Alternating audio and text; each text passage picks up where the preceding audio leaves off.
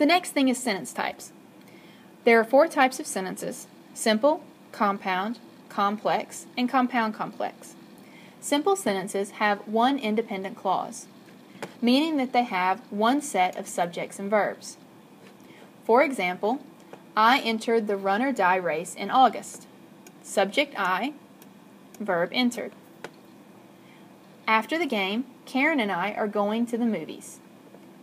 Karen and I as your subject, are going as your verb. Simple sentence. I hate sushi. I as your subject, hate as your verb. Simple sentence.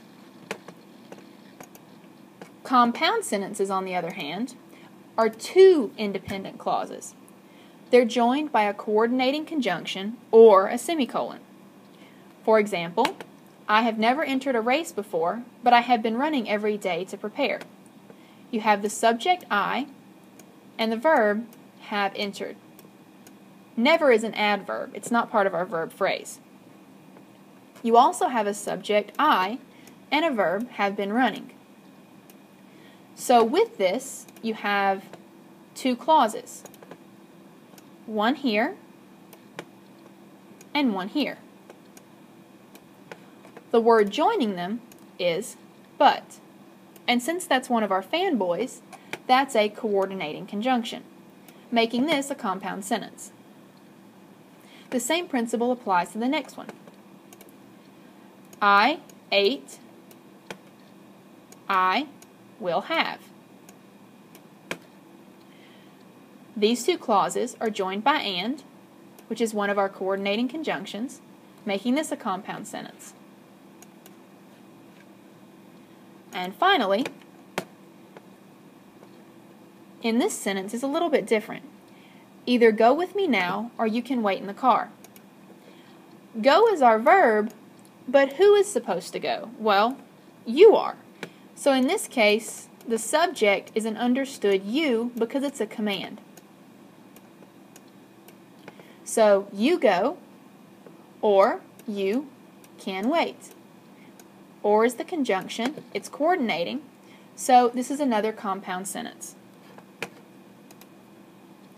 Moving on then to the harder sentences, complex and compound complex. A complex sentence has one independent clause and one dependent clause, joined by a subordinating conjunction. Those are not the fanboys. For example, I as your subject, am running, I entered. So now I have 2 clauses. I am running every day because I entered a marathon. The word joining them, the conjunction, is because, making this a complex sentence. 2 clauses joined by a subordinating conjunction. This sentence should look familiar. It's just been changed to include a clause instead of a phrase. After we win the game, Karen and I are going to the movies. We win. Karen and I are going. So now we have again 2 clauses. After we win the game, Karen and I are going to the movies. In this case, with complex sentences, there's something unique. Instead of having the conjunction in the middle, conjunctions can also go at the beginning. If the dependent clause, or the clause with the conjunction, is at the front, you'll have a comma in between. If the dependent clause is in the back, no comma is needed. Moving on then to compound complex sentences. Compound complex sentences have a bit of compound and a bit of complex. 2 independent clauses and one dependent clause. They're joined by both a subordinating conjunction and a coordinating conjunction or semicolon. For example, I as your subject, hate as your verb. I as your subject, do, because not's an adverb, like are your verbs. They as a subject, use as a verb. So we have 3 clauses. I hate sushi. I don't like the rice that they use.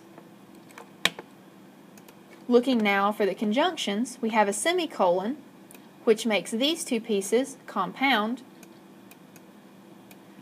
And we have the word that, which is subordinating, making these two pieces complex. So the sentence is compound complex. The next sentence, either go with me now or you can wait in the car because I need to hurry. We have the verbs go, can wait, and need. Remember, to hurry is an infinitive, not a verb. What are our subjects then? Who needs something? I do. Who can wait? You can. Who's supposed to go? Remember, this is our understood you. So we have three clauses. Either go with me now, or you can wait in the car, because I need to hurry.